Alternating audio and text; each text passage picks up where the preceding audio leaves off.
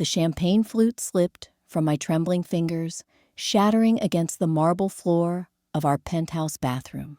27 years old, and I was hiding in my own bathroom, staring at my reflection in designer lingerie that cost more than most people's monthly rent. Tonight was supposed to be different. Tonight my husband of 8 weeks was finally going to touch me. My name is Rebecca Sterling, and I'm living in what everyone else calls a fairy tale. Manhattan socialite, married to tech mogul Harrison Blake in the wedding of the century. At the Plaza Hotel, 600 guests, a 10-tier cake, and a dress that graced the cover of Vogue.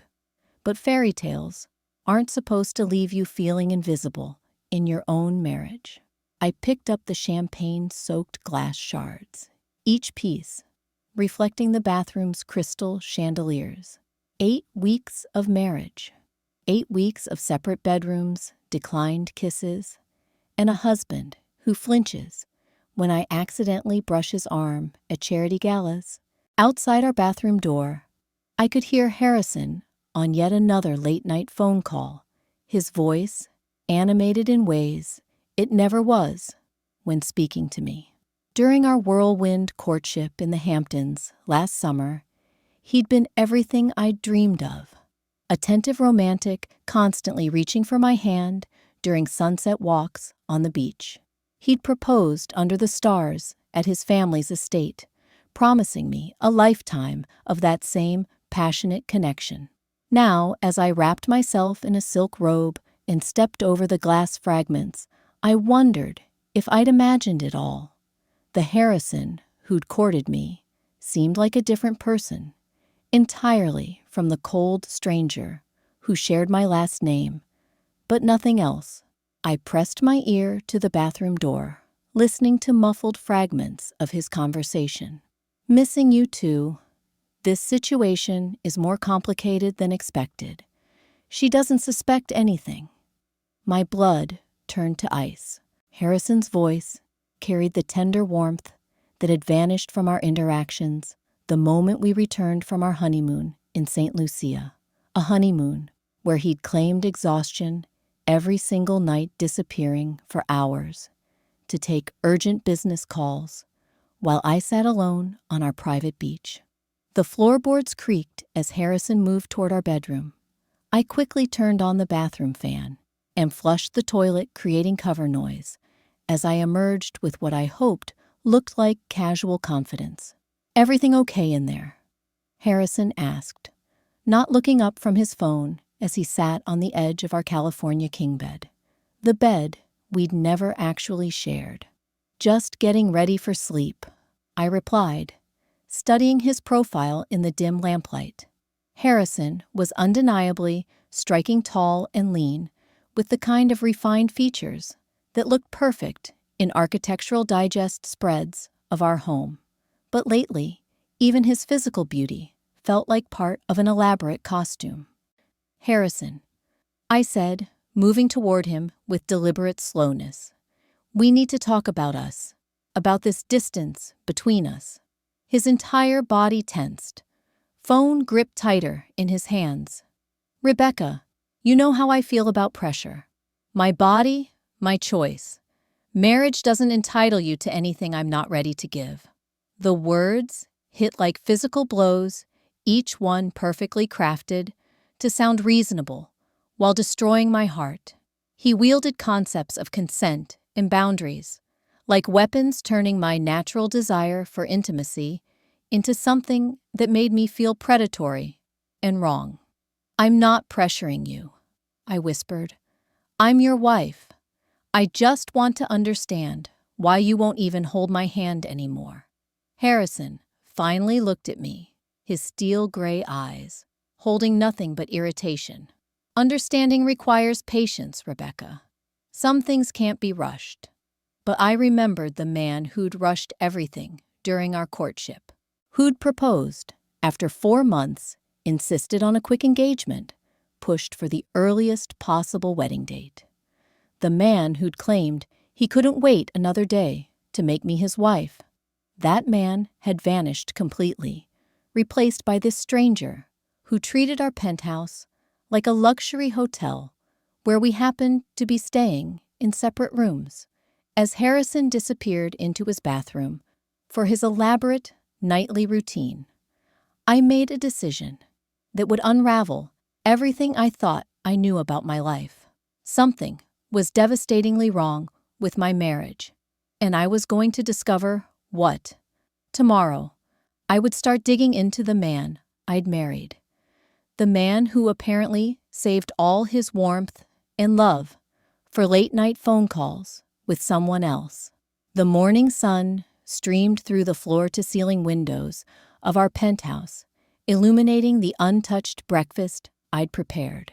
Harrison sat across from me at our glass dining table, scrolling through his phone with the mechanical precision of someone performing a daily routine rather than sharing a meal with his wife.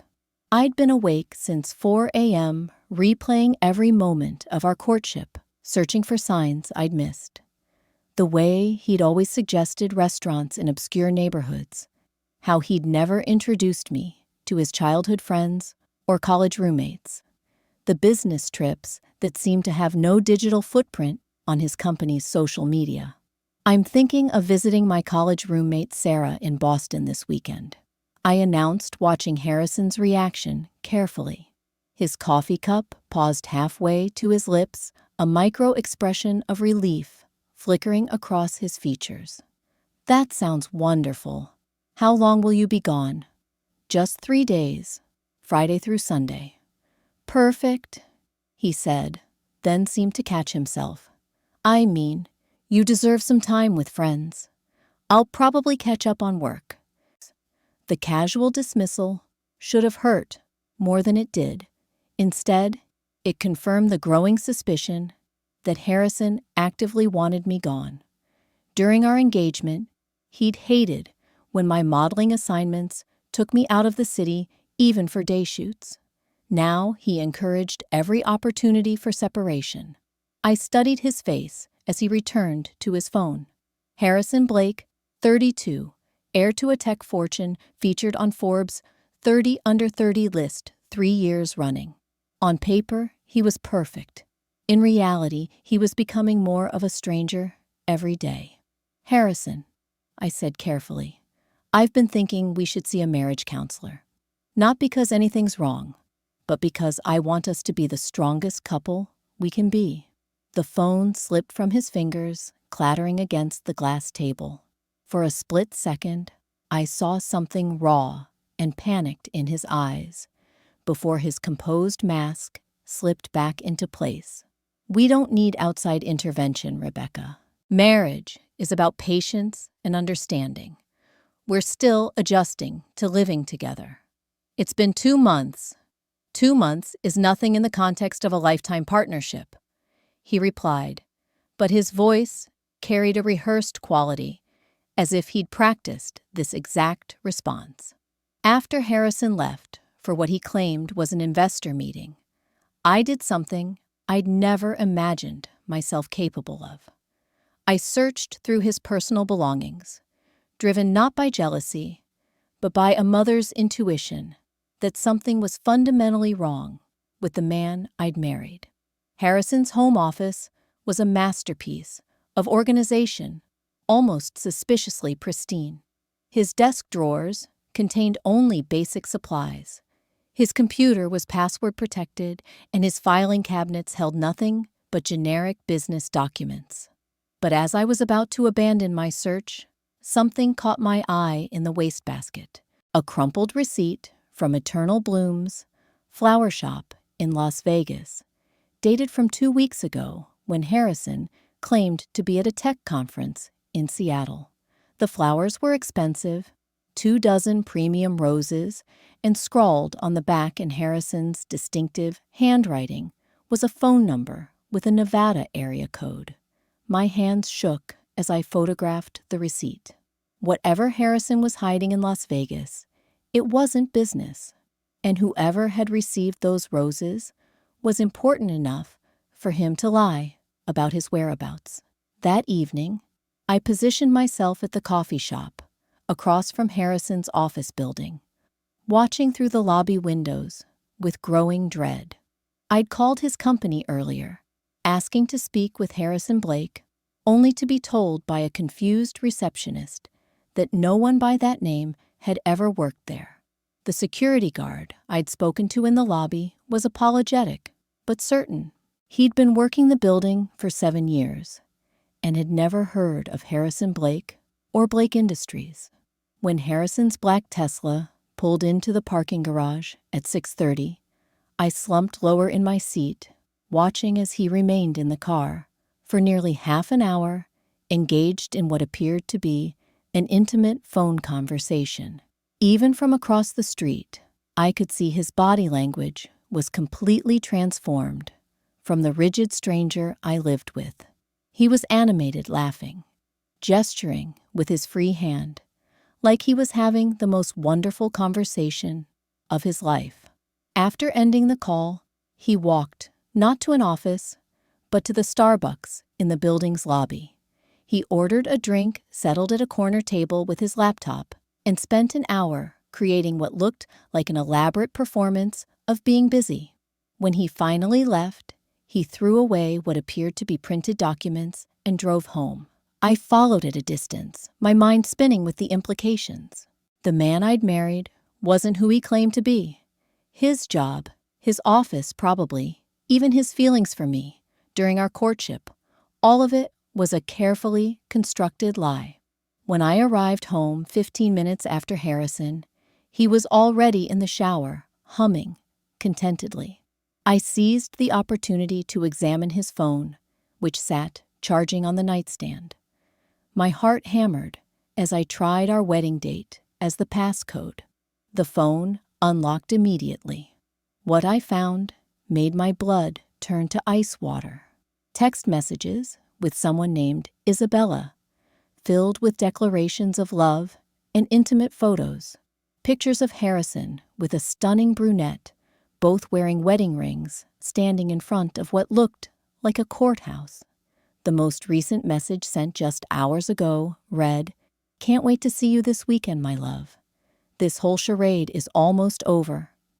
The shower was still running when I forwarded the most damning evidence to my own phone, then carefully replaced his device exactly where I'd found it.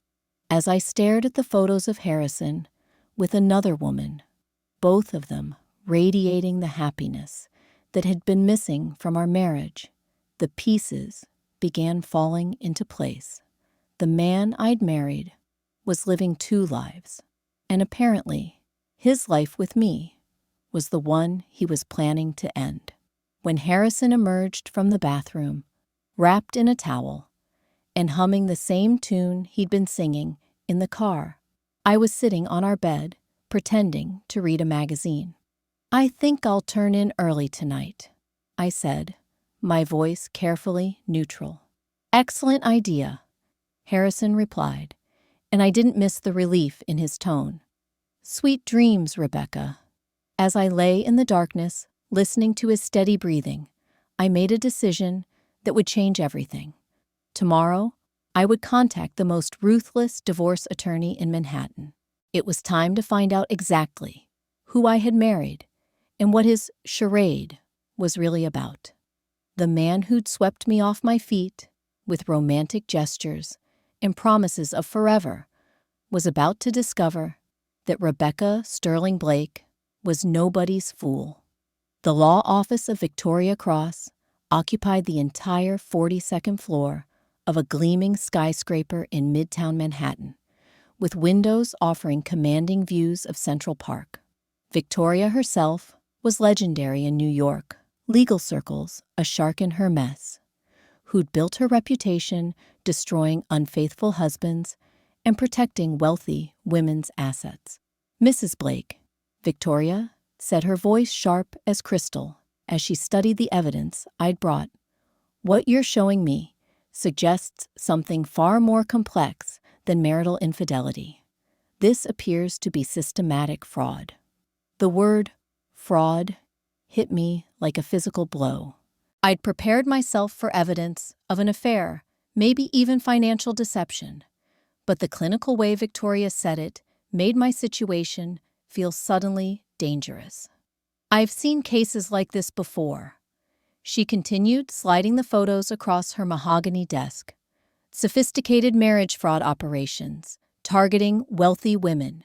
The perpetrators research their marks extensively, become whoever they think you want them to be. 3 days earlier, I'd been a confused newlywed.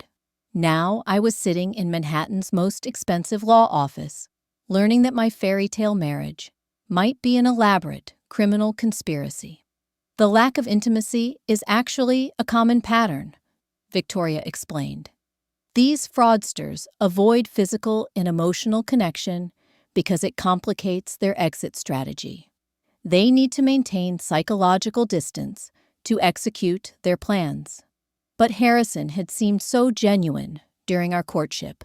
The way he'd remembered every detail about my childhood, my dreams of opening an art gallery, my complicated relationship with my socialite mother. He'd been everything I'd ever wanted in a partner. That's exactly what makes them so dangerous, Victoria said, as if reading my thoughts. They're skilled psychological profilers. They study their targets, learn their vulnerabilities, their desires, their fears. Then they become the perfect man to exploit those needs. She pulled out a contract thicker than a phone book. I'm recommending we hire the best private investigator in the city immediately. Marcus Chen is former FBI, specializes in financial crimes and identity fraud. If Harrison Blake isn't who he claims to be, Marcus will expose him. Within hours, I found myself in a nondescript office building in Chelsea, sitting across from Marcus Chen, a compact Asian man in his 40s, with the kind of intense focus that suggested he missed nothing. The pattern you're describing is textbook, Marcus said, making notes as I recounted my story. Quick courtship, rushed marriage, immediate emotional withdrawal, mysterious business activities. These operations usually target women with significant inherited wealth or trust funds. My stomach dropped. My grandmother's trust fund, worth $12 million, had transferred to my control the day I married Harrison. The timing suddenly felt far from coincidental. There's something else, Marcus continued. The phone number you found on that flower receipt. It's registered to a woman named Isabella Santos in Las Vegas.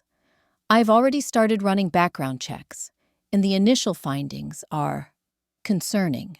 He slid a preliminary report across his desk. Isabella Santos married someone named Harrison Caldwell in Las Vegas 18 months ago. The physical description matches your husband exactly. The room spun around me. Harrison wasn't just having an affair with Isabella. He was married to her, which meant our marriage was either invalid or Harrison had committed bigamy. Mr. Chen, I said, my voice barely steady, are you telling me my husband is already married to someone else? That's exactly what I'm telling you, Marcus replied grimly. Which makes this a federal crime.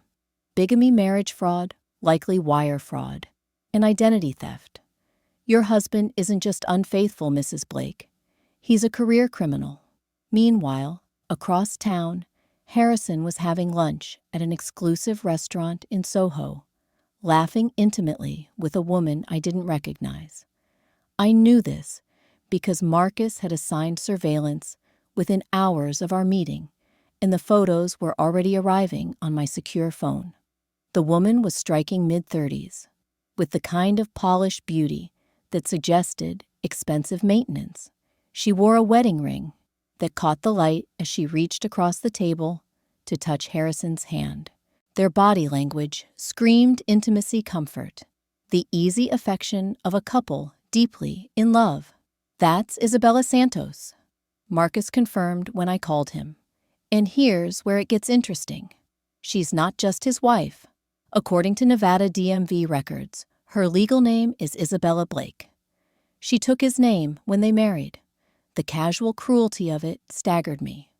While I'd been planning our wedding, choosing flowers and cake flavors, and dreaming of our future together, Harrison had already been married to someone else.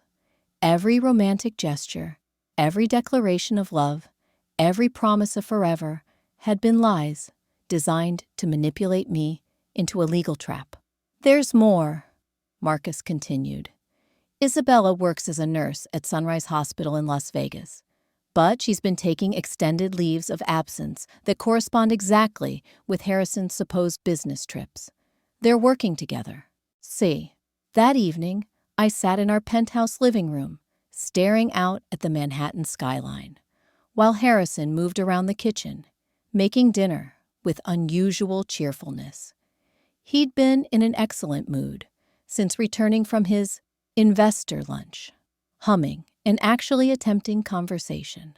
"How was your day, darling?" he asked, bringing me a glass of wine. I didn't want. "Quiet," I lied, accepting the drink. "Just some errands. How was your meeting?" "Productive," Harrison replied, settling beside me on our white leather sofa. "Very productive, actually. I think we're on the verge of some exciting developments." The recording device Marcus had given me felt heavy in my pocket. Colorado might be a one-party consent state, but New York required both parties to consent to recording. I'd have to be more creative in gathering evidence. "Harrison," I said carefully, "I've been thinking about our future, about children, maybe expanding our family." His entire body went rigid wine glass, frozen halfway to his lips. "Children, Rebecca. We've never discussed timeline for children. We talked about it during our engagement. You said you wanted a family. Eventually," he said quickly, "but not now. We need to focus on establishing ourselves first, building our financial foundation. Our financial foundation. The $12 million from my grandmother's trust that had become accessible the moment I signed our marriage certificate. Money that Harrison had shown unusual interest in managing through his investment firm. Speaking of finances," I continued, "I'd like to understand more about our joint accounts, the investments you've made with my trust fund." Harrison's face went completely pale. "Those are complex financial instruments, Rebecca. Nothing you need to concern yourself with. Trust me to handle our portfolio." But I was done trusting Harrison Blake with anything. Later that night, while Harrison slept in his separate bedroom, I crept into his office with equipment Marcus had provided. A tiny camera disguised as a pen, a device that could clone his computer hard drive, and software that would break his password protection. What I found on Harrison's computer made me physically sick. Detailed profiles of wealthy women across multiple states, photos, financial information, psychological assessments, and detailed plans for romantic approaches. My own profile was there, complete with notes about my daddy issues and desperate need for validation that made my skin crawl with their accuracy. But I wasn't his first victim. There were at least 6 other women, all wealthy, all targeted with similar precision. Women named Sarah, Jennifer, Patricia, Amanda, each one researched and pursued with the same calculated romance that had swept me off my feet. The most chilling discovery was a folder labeled Current Operations, containing detailed financial records of accounts opened in my name, credit applications, using my social security number, and transfer authorizations that would move my entire trust fund to offshore accounts controlled by Harrison and Isabella. They hadn't just married me to steal my money. They'd created an entire shadow financial identity designed to drain everything I owned before disappearing forever. As I photographed every document, my hands shaking with fury and betrayal, I realized that Harrison's plan was already in motion. According to the timestamps, Transfers were scheduled to begin in 3 days, perfectly timed with my planned trip to Boston. A trip that would provide Harrison with the perfect alibi, while my life savings vanished into untraceable offshore accounts. But Harrison Blake had made one critical mistake. He'd underestimated Rebecca Sterling. I wasn't going to be another victim in his files. I was going to be his downfall. The next morning, I canceled my Boston trip with a text to Harrison that would bait him into revealing his true intentions. Change of plans. Sarah's wedding is postponed. Looks like I'm staying home this weekend after all. His response came within minutes, and I could practically feel his panic through the phone screen. What a shame. Maybe you could visit the spa instead. Take some time for yourself. For the first time in months, I smiled genuinely.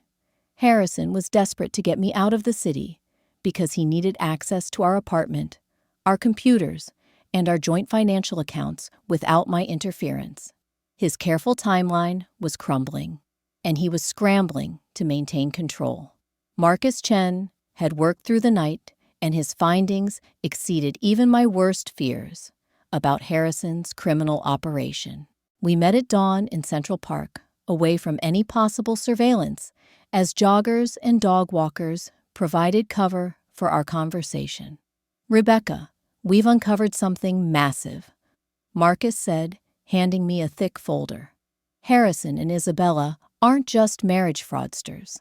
They're part of an organized crime network that's been operating across 7 states for over 5 years. The photographs and documents painted a picture of sophisticated criminality that left me breathless. Harrison had at least 12 known aliases Isabella had posed, as everything from a nurse to a veterinarian to a college professor, and together they'd stolen over $8 million from women across the country. The woman in Denver, Patricia Morrison, committed suicide 6 months after they cleaned out her accounts. Marcus said quietly, "She lost everything, including custody of her children, when she couldn't afford legal representation." Patricia Morrison had been 43, recently divorced, desperately lonely. Harrison had courted her for 8 months, married her in a romantic mountain ceremony, then vanished with her inheritance and her children's college funds. She'd left behind a note apologizing to her family and expressing her shame at being so easily deceived. "We've identified 5 other victims who lost everything," Marcus continued. 2 more attempted suicide. One woman, Sarah Chen in Portland, is still fighting criminal charges for writing bad checks after Harrison emptied her accounts. The scope of their cruelty was staggering. These weren't just financial crimes. They were psychological warfare designed to destroy their victims completely. Women who'd lost not just their money, but their homes, their children, their sanity, their will to live. "There's something else," Marcus said. "Isabella isn't just Harrison's criminal partner and wife. According to DNA records we obtained through a contact at CODIS, she's also his sister." The world tilted sideways. His sister, born Isabella Caldwell, daughter of James and Marie Caldwell of Sacramento, California. Harrison is her younger brother. They've been running this operation as a family business, with Isabella providing legitimacy by playing the devoted wife back home, while Harrison targets new victims. The intimate phone calls. I'd overheard the romantic photographs, the declarations of love between siblings engaged in an incestuous criminal partnership that made my stomach turn. Everything about my marriage had been contaminated by a level of deception I could never have imagined. But Marcus wasn't finished. The FBI has been tracking them for 2 years, but they've been too careful to catch. Until now, your evidence and cooperation could finally put them away for decades. "What do you need from me?" I asked, surprised by the steadiness of my own voice. We need to catch them in the act of actually stealing your money, Marcus replied. The transfers are scheduled for tomorrow morning. If we can document Harrison accessing your accounts and moving the funds, we have them on federal wire fraud charges. Within hours, I was sitting in a conference room at 26 Federal Plaza, surrounded by FBI agents and federal prosecutors who treated me like a crucial witness rather than a victim. The lead agent, Diana Rodriguez, had been tracking Harrison and Isabella for years. Mrs. Blake, Agent Rodriguez said, "You're the first victim who discovered their scheme before they could complete it. Your cooperation could save dozens of other women and finally put these predators in prison where they belong." The plan was elegantly simple.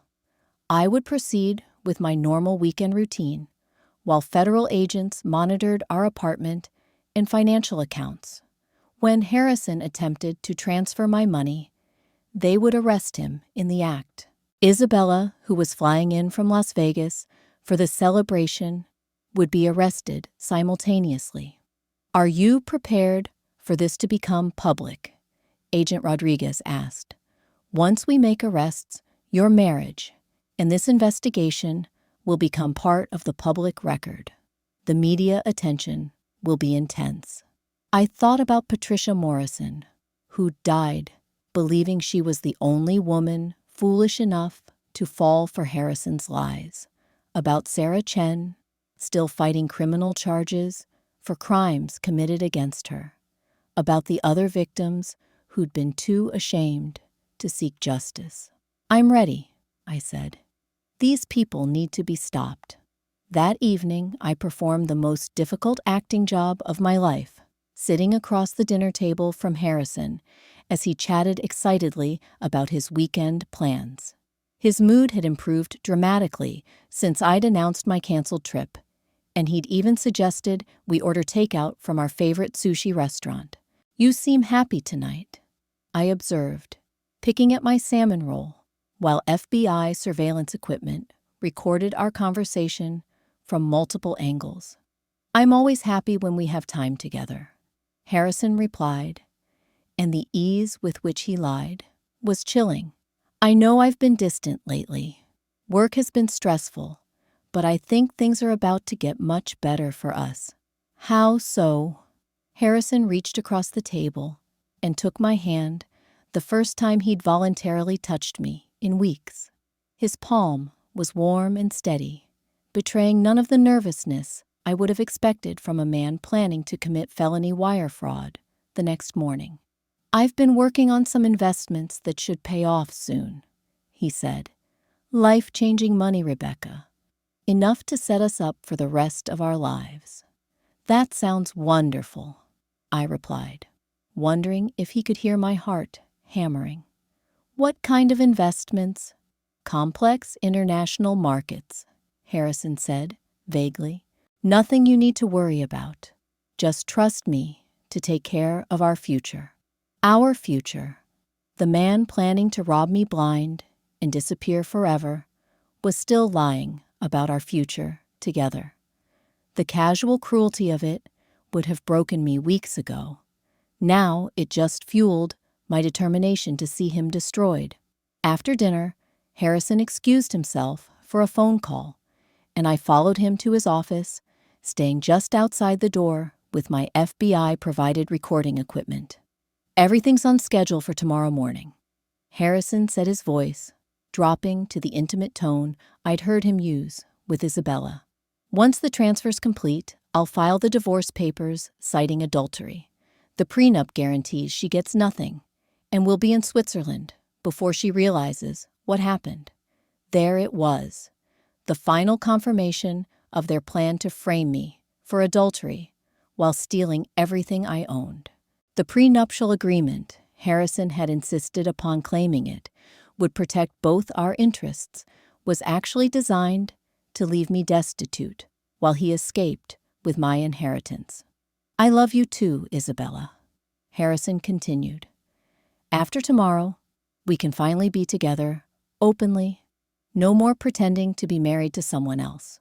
As I listened to my husband plan my financial destruction with his sister wife, I felt the last remnants of the woman who'd fallen for Harrison Blake's lies die completely.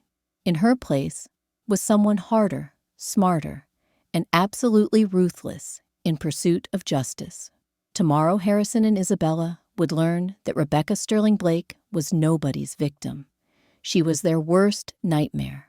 At 6:47 a.m., Harrison's alarm shattered the silence of our penthouse. I'd been awake for hours, listening to his steady breathing, and wondering how I'd ever felt safe, sleeping in the same space as a predator. Today was the day my husband planned to destroy my life, and I had to perform the role of unsuspecting victim until federal agents could catch him in the act. "Morning, beautiful," Harrison said, emerging from his bathroom with unusual energy. He'd been almost manic the night before, pacing the apartment and checking his phone constantly. "Sleep well, like a baby."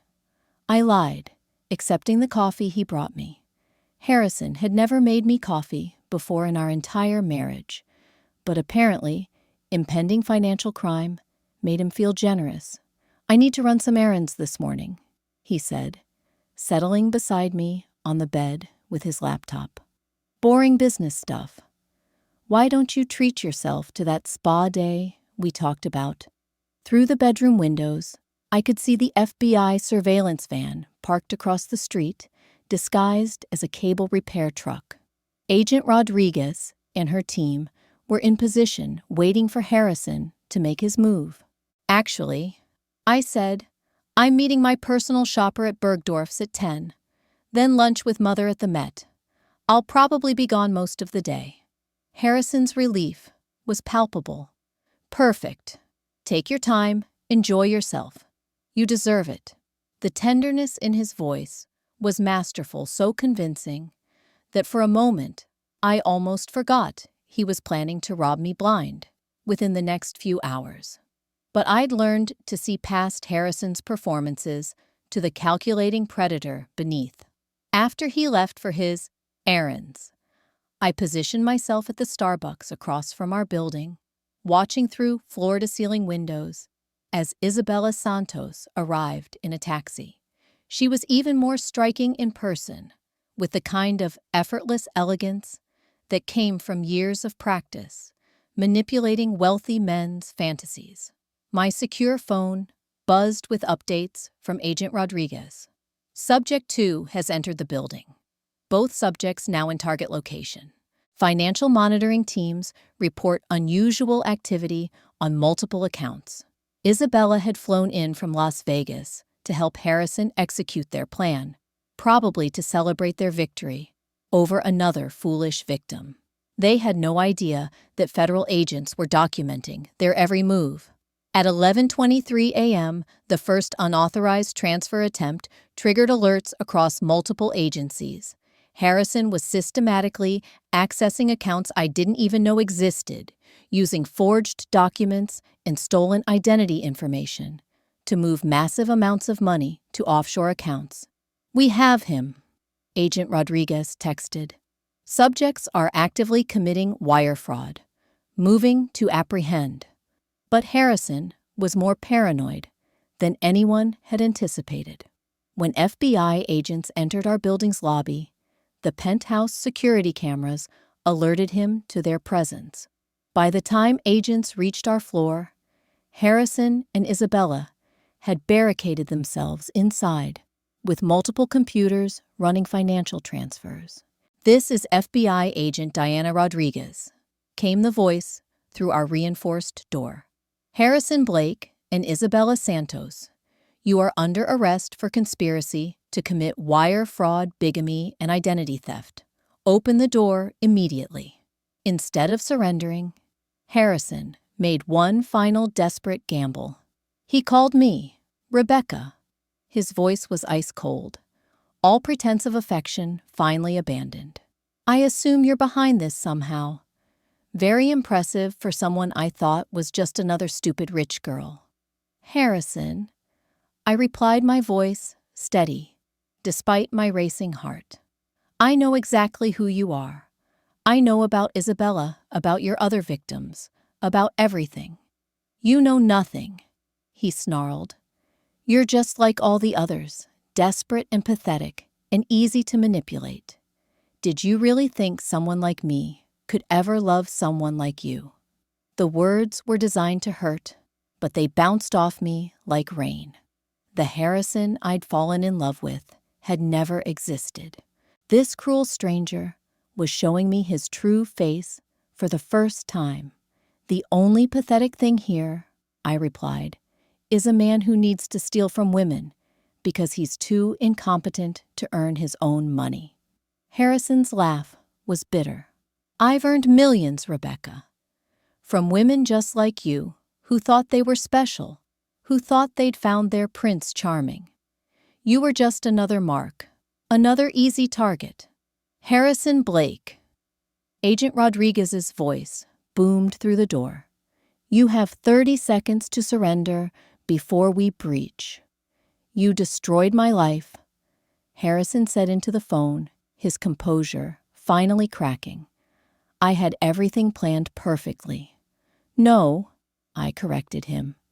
You destroyed your own life the moment you chose to become a predator. And now, you're going to pay for every woman you've hurt, every life you've ruined, every suicide you've caused. The line went dead as federal agents breached our penthouse door. From my position across the street, I watched through binoculars as Harrison and Isabella were led out of my building in handcuffs. Harrison's face was a mask of rage and disbelief, while Isabella sobbed hysterically. Both were dressed in the expensive clothes I'd unknowingly helped pay for designer outfits that would soon be replaced with orange jumpsuits. As the FBI vehicles disappeared into Manhattan traffic, carrying away the two people who'd planned to destroy me, I felt a strange mixture of relief and emptiness. The fairy tale was over, but so was the nightmare. For the first time in months, I could breathe freely. Agent Rodriguez called as I walked home to reclaim my penthouse. It's over, Rebecca. We recovered every penny they tried to steal, plus evidence linking them to dozens of other victims. They're looking at decades in federal prison. But even as justice closed around Harrison and Isabella like a trap, I knew the hardest part was still ahead. Rebuilding my life, learning to trust again, finding a way to transform this betrayal into something meaningful. The woman who'd married Harrison Blake in a fairy tale ceremony was gone forever. In her place was someone harder, wiser, and absolutely committed to making sure no other woman would fall victim to their lies. The federal courthouse in Lower Manhattan was a fortress of granite and steel, its imposing facade reflecting the gravity of the justice dispensed within. 6 months after Harrison and Isabella's arrest, I sat in the gallery, watching as they were led into the courtroom for sentencing, their designer clothes replaced by orange jumpsuits and shackles. The transformation in both defendants was startling. Harrison's confident composure had completely crumbled, replaced by the hollow-eyed look of a man who'd finally been caught. Isabella sat beside him, tears streaming down her face, as she realized their criminal partnership had not only ended, but had exposed their disturbing relationship to public scrutiny. The defendants, Harrison Blake, also known as Harrison Caldwell, and Isabella Santos, born Isabella Caldwell, stand convicted of conspiracy to commit mail fraud, wire fraud, identity theft, and bigamy, the federal judge announced. The court recognizes the particularly heinous nature of these crimes, which targeted vulnerable women seeking genuine love and companionship. Over the past 6 months, the FBI investigation had uncovered the full scope of their operation. 14 victims across 7 states, over $12 million stolen, and a trail of psychological devastation. that included 3 suicides and countless women left financially and emotionally destroyed. During the trial, I'd taken the stand to testify about my experience, describing the calculated manipulation, the emotional abuse disguised as boundary setting, and the elaborate deception that had nearly cost me everything. It was the most difficult day of my life, but also the most empowering, as I watched the jury's faces reflect horror and disgust at Harrison's methods. "Mrs. Blake," the prosecutor had said during my testimony, "can you describe the psychological impact of discovering your entire marriage was a criminal fraud?" "It wasn't just the betrayal," I'd replied, looking directly at Harrison. "It was realizing that someone had studied me, like a laboratory specimen, identified my deepest needs and vulnerabilities, then weaponized that knowledge to manipulate me. He didn't just steal my money, he stole my ability to trust my own judgment." Harrison had refused to meet my eyes during my testimony, staring at the defense table as I detailed his crimes. But Isabella had watched me with something approaching fascination, as if seeing their victim as a real person for the first time. Now, as the judge prepared to hand down sentences, I felt a sense of closure I hadn't expected. The past 6 months had been devoted to investigation, legal proceedings, and therapy to process the trauma of discovering my entire marriage was a lie. But they'd also been months of rebuilding, of discovering who I was when I wasn't desperately trying to earn love from someone incapable of giving it. "Harrison Blake, you have orchestrated a criminal enterprise that devastated the lives of numerous women," the judge continued. "Your calculated exploitation of their trust and desire for companionship represents a particularly cruel form of psychological warfare. This court sentences you to 25 years in federal prison without possibility of parole." Harrison's legs buckled and he gripped the defendant's table for support. 25 years.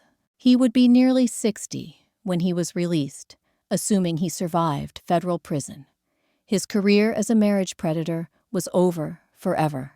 "Isabella Santos, while you were not the primary architect of this criminal enterprise, your participation enabled years of devastating fraud.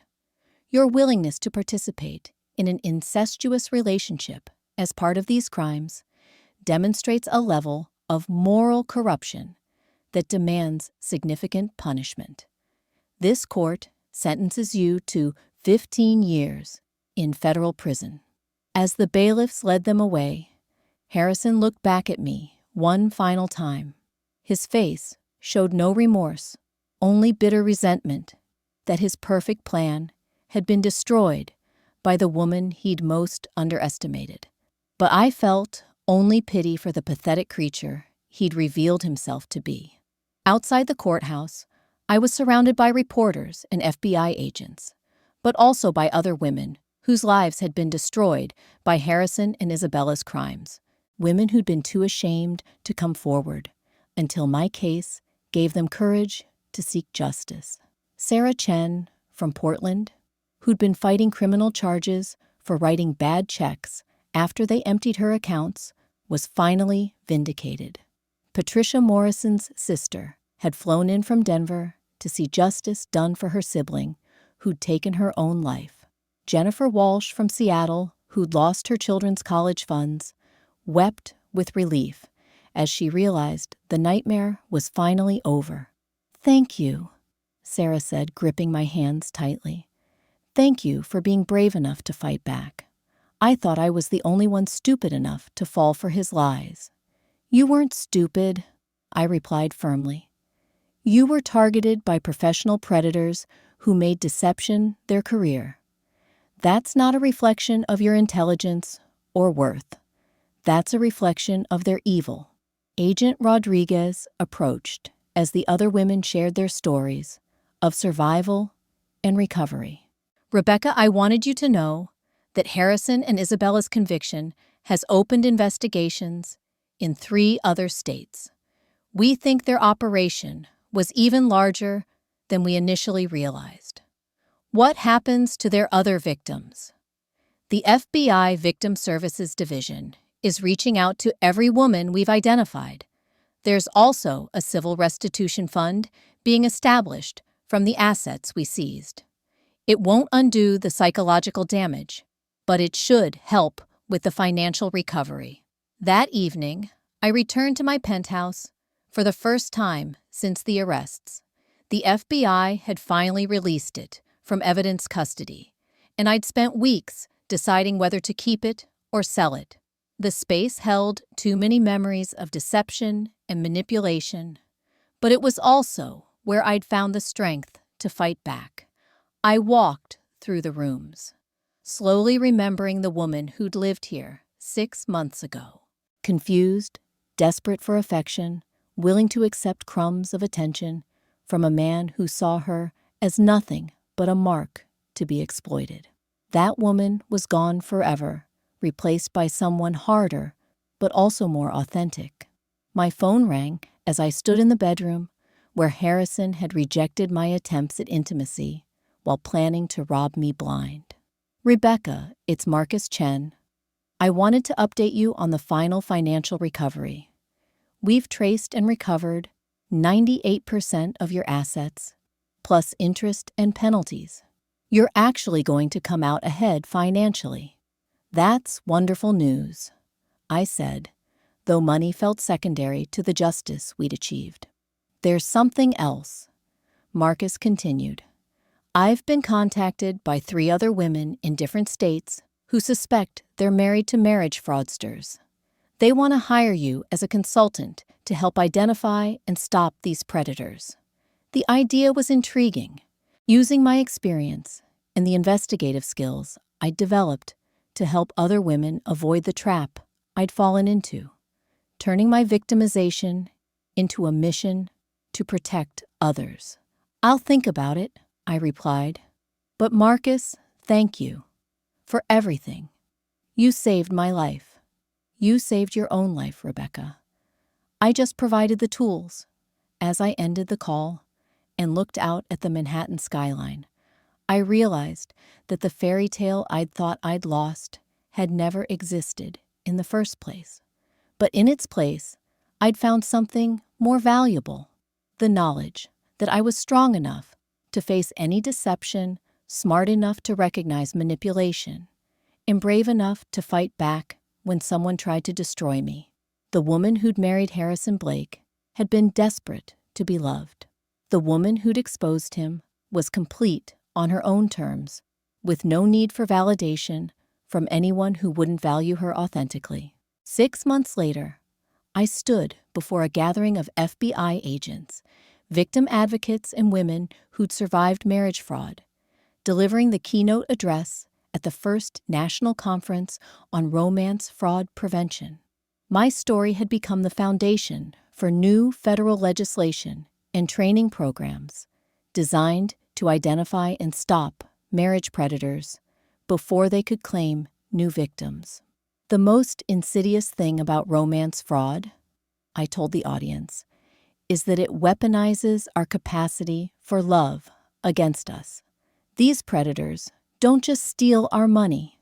They steal our ability to trust, to hope, to believe in authentic connection." In the front row, Sarah Chen nodded encouragingly.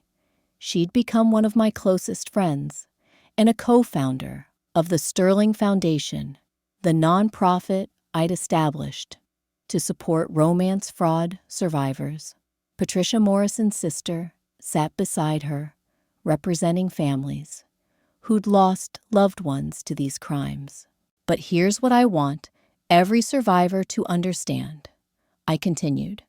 "The fact that you were targeted doesn't make you weak or stupid. It makes you someone who was capable of love, trust, and hope. Those are beautiful qualities that no criminal can truly destroy." The standing ovation that followed wasn't just for me. It was for every woman who'd found the courage to speak truth to power, to transform their pain into purpose, to refuse to let predators have the final word in their stories. After my speech, a young woman approached me, tears streaming down her face. "Mrs. Blake, I think I'm married to someone like Harrison.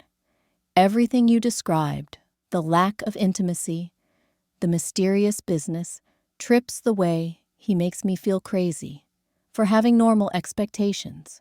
What should I do?"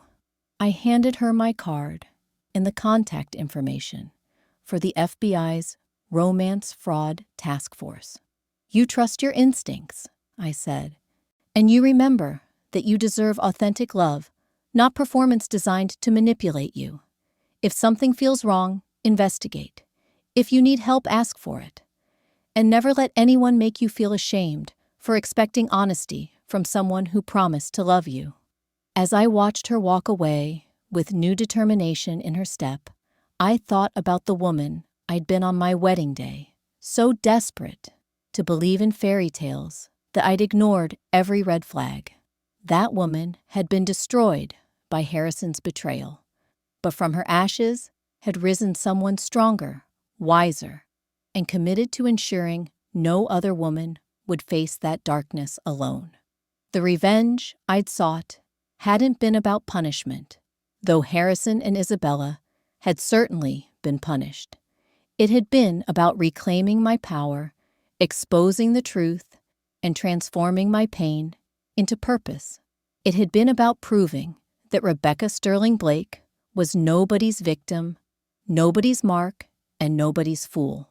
Harrison Blake had thought he was stealing from a naive socialite. Instead, he'd awakened a force of nature who would spend the rest of her life making sure marriage predators faced the consequences of their crimes. The fairy tale was over. The real story had just begun.